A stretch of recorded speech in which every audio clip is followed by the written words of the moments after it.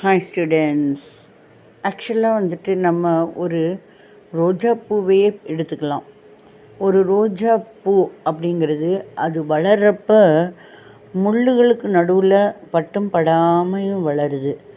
அதுக்கப்புறம் அது என்னதான் பத்திரமா பட்டும் படாமலும் வளர்ந்தாலுமே அது வளர்ந்த பிறகு அதை வெடுக்குன்னு பறிக்கப்படுது. அது ஒரு புன்னகைங்கிற சந்தோஷமான ஒரு சிரிப்பு மலர்ந்த விதத்தில் காமிக்கிறப்ப அது பறிக்கப்படுது.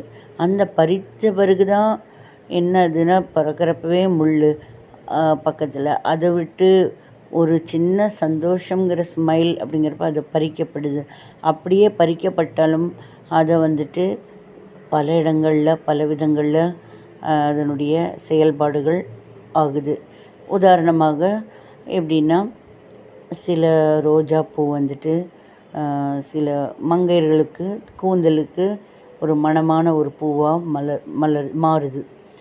ஒரு சிலருடைய திருமண விசேஷங்களுக்கு அலங்கார பொருட்களாக மணமகளுக்கும் மணமகனுக்கும் பயன்படுது. கழுத்தில் ஒரு மாலையாக பயன்படுது நல்ல விதத்தில். அதே சில ரோஜா பூக்களுக்கு அது இறந்தவர்களின் உடல் மேல் சாற்றக்கூடிய ஒரு மாலையாக பயன்படுது. இது என்ன வாங்கி வந்த வரமா சாபமானு பார்க்குறத விட்டுட்டு நினைக்கலாம்.